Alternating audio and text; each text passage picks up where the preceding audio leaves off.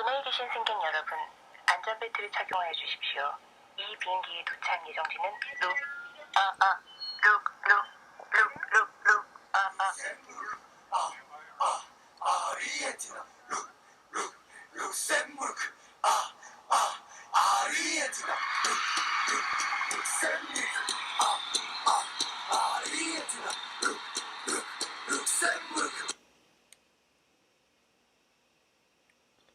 네, 반갑습니다. 2019년 8월 1일 격동의 시대에 서 있는 대한민국의 숫자로 표현되어져 있는 경제지표로 주요한 현상들을 분석하고 방향성에 대해서 살펴보고 그 방향성을 대비하는 그러한 서비스 경제지표 스토리텔링에서 진행하는 밤을 잊은 그대 공개방송을 진행하도록 하겠습니다.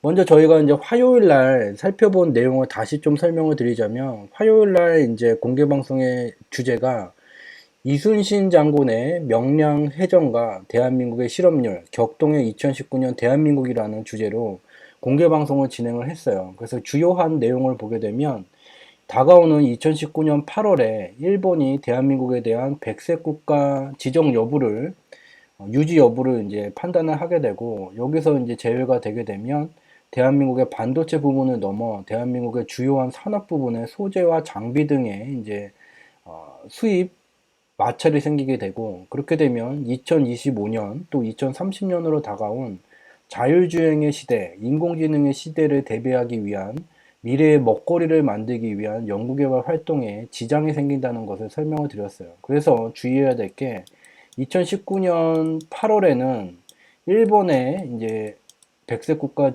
유지 여부를 봐야지 되고, 이보다 더 중요한 것이 2019년 9월 말에 미 연준의 보유자산 매각이 종료가 되게 돼요. 중앙은행이 이제 보유자산을 시중에다가 매각하게 되면 이 가격이 매겨져 있어요. 이 가격만큼의 유동성이 시장에서 흡수가 돼요. 그래서 시장에 유동성이 있다면 이 가격만큼의 유동성이 흡수가 돼서 유동성이 줄어들게 되는데, 이 보유자산 매각을 9월 말에 이제 종료를 하게 됩니다. 그렇게 되면 9월 말 이후로는 미국의 시중 유동성이, 미달러 시중 유동성이 쉽게 증가할 수 있는 조건을 갖추게 돼요. 그리고 여기다가 트럼프가 이제 관세를 넘어서 미국 경제가 좀 더 활성화되기 위해서는 미 달러 가치가 약세 전환이 돼야지 된다. 그 방법을 찾고 있다고 이제 설명을 했고, 여기에다가 이와 같은 미 트럼프의 미 달러 약세의 계획이 합쳐지게 되면 2019년 9월 말 이후로는 미국의 유동성, 미 달러 유동성이 폭발적으로 증가되는 그런 시기가 돼요. 세계 기축통화 미 달러의 유동성이 크게 증가하기 시작하면 주요한 국가들은 자국의 안정적 환율 정책을 유지하기 위해서 비례적으로 유동성을 늘리게 됩니다. 그렇지만 대한민국은 2017년 내 일관성 있는 강력한 부동산 규제 정책을 통해서 시중 유동성이 일정 수준을 넘어서지 못하도록 지속적으로 이제 브레이크를 걸고 있는 중이에요. 그래서 이러한 2019년 말에 유동성 장세, 주요한 국가들 유동성 장세가 진행되게 되면 시중에 필요한 돈이 없어서 대한민국 경제의 주요한 경제 지표가 침체를 나타내는 이 현상이 가속화될 것이기 때문에, 지금 2019년 8월 일본의 백색 국가 지정 여부보다 더 주의해야 될 것은 2019년 9월 말 이후에 미 연준의 보유자산 매각 이후에 그러한 상황이 된다라는 것을 이제 설명을 드려왔어요.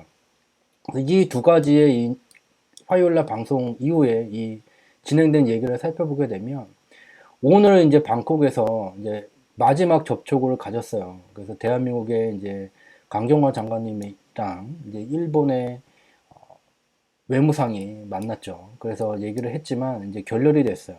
그래서 12시간 뒤, 내일 오전 10시가 되게 되면 화이트 국가에 대한민국을 남길지 말지를 이제 일본이 결정하게 됩니다.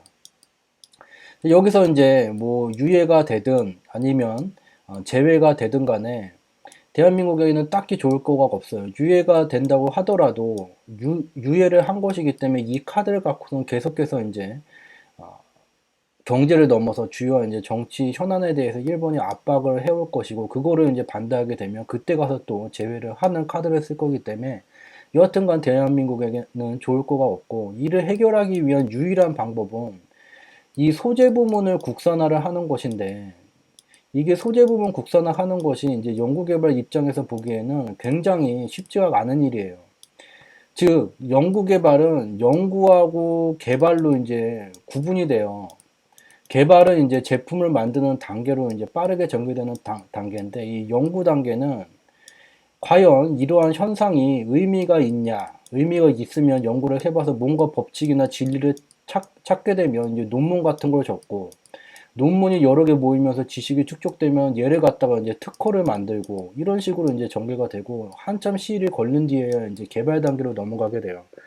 그래서 일본에서 지금 대한민국에다가 수출을 하는 소재를 국산화를 한다는 것은 짧으면은 10년이고 길면은 이제 30년까지 가야지 성과가 나오는 그러한 굉장히 오랜 기간이 소요가 되는 그러한 일이기 때문에 단기간에 일본의 그 소재를 국산화를 한다는 것은 불가능합니다. 그렇기 때문에 지금 이 소재 부문 마찰을 갖고서는 장기화를 하면은 할수록 대한민국에 유리한 게 없어요.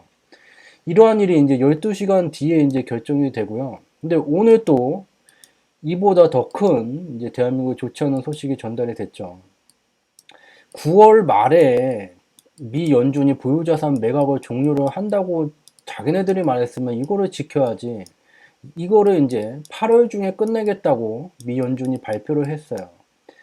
즉 8월 이후가 되게 되면 미 달러의 시중 유동성이 쉽게 증가하는 그러한 조건이 갖춰지게 돼요. 그리고 트럼프는 계속해서 미 달러 약세 전환을 해야지 미국 경제가 더 좋아진다라고 외치고 있어요. 그래서 이 두 가지가 합쳐지게 되면 미국의 시중 유동성이 크게 증가하는 시절이 되게 돼요. 그러면 주요한 국가들의 중앙은행은 안정적 환율 유지를 하기 위해서 외환 보유고 자체에다가 금도 일부분 담지만 주로 이제 외화를 몇 개를 담게 돼 있어요. 몇 개 담겨진 이 외화들이 다 이제 기축통화인데 그 중에 비중이 가장 큰 게 미 달러가 되게 돼요. 그렇기 때문에 얘가 이제 미 달러 시중 유동성이 높아져서 미 달러 가치가 떨어지게 되면 자국의 이제 화폐 가치가 높아지게 돼요, 반대로. 그래서 이러한 현상을 막기 위해서 미국의 유동성을 늘리면 따라서 늘리는 시절이 펼쳐지게 됩니다. 그렇지만 대한민국은 2017년 이래로 이와 같은 유동성을 증가시킬 수 있는 조건을 계속해서 옥죄어오는 강력한 부동산 규제 정책을 진행하고 있는 중이에요. 그렇기 때문에 2018년 말서부터 현재까지 진행되고 있는 대한민국의 경기 침체가 국민으로서 보기에 굉장히 불편하고 우려가 되고 있지만 8월 이후로는 이게 지금까지 경험했던 거는 양호했던 거고 더 이제 급하게 악화가 되게 되는 시점이 바로 8월이 되게 됩니다. 이 정책을 부동산 규제 정책을 완화를 하거나 이제 브레이크를 뗄 생각이 없는 거예요. 그래서 자체 정책에 기인한 이와 같은 2018년 8월, 2019년 8월 이후로 대한민국 경제의 하방 리스크가 격화되면서 이 경기 침체가 격화되게 된다면 하방의 리스크를 확인하는 시점까지 들어가겠다는 거예요. 그래서 이러한 시기가 8월이다. 미연준이 한 달 더 그것을 앞당겼다예요. 그래서 화요일 날 이제 살펴봤었던 내용을 이미지화를 하게 되면 대한민국의 자체 부동산 규제 정책으로 시중에 돈이 씨가 마르고 돈이 돌지 않게 되면서 주요한 이제 가장 큰 목돈이 들어가는 건설업 부분부터 침체가 되고 그 다음에 제조업 부분이 침체가 되고 침체가 지금 지속되면서 대한민국 비행기는 고도가 낮아져서 이제 산보다 높이 날아가야 되는 고도가 이제 정상 궤도가 되는데 정상 궤도를 이탈했어요. 그래서 고도가 굉장히 낮아져 있는 상태에서 하방 리스크가 계속되면서 구름대가 이제 조금 거치나 그러고 앞을 내다봤더니 바로 코앞에 커다란 산이 이제 막고 서 있는 거예요. 여기서 이제 고도를 높이지 않게 되면 이 산에 충돌하게 됩니다. 이것이 바로 8월로 다가온 대한민국에 대한 일본 소재 수출 규제 백색국가 지정 여부예요.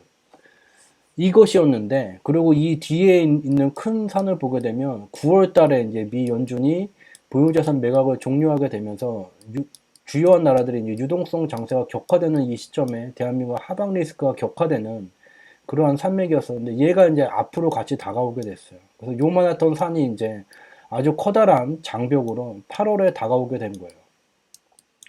이 장벽을 넘어가기 위해서 블룸버그 통신이 미국판 기사를 통해서 보도한 바 있듯이 세계에서 가장 고집센 중앙은행인 한국은행은 이게 지금 8월로 다가왔는데 7월 달에서야 기준금리를 내렸어요. 그것도 1.75%에서 1.5%로 소폭 내렸어요. 이 장벽을 넘어갈 수가 없죠.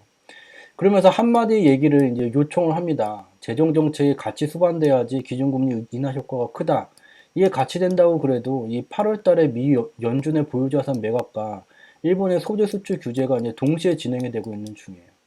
이와 같은 상황에 지금 8월에 와 있다는 것을 이제 대한민국 경제를 둘러싼 환경의 이러함을 다시 한번 설명을 드리고요.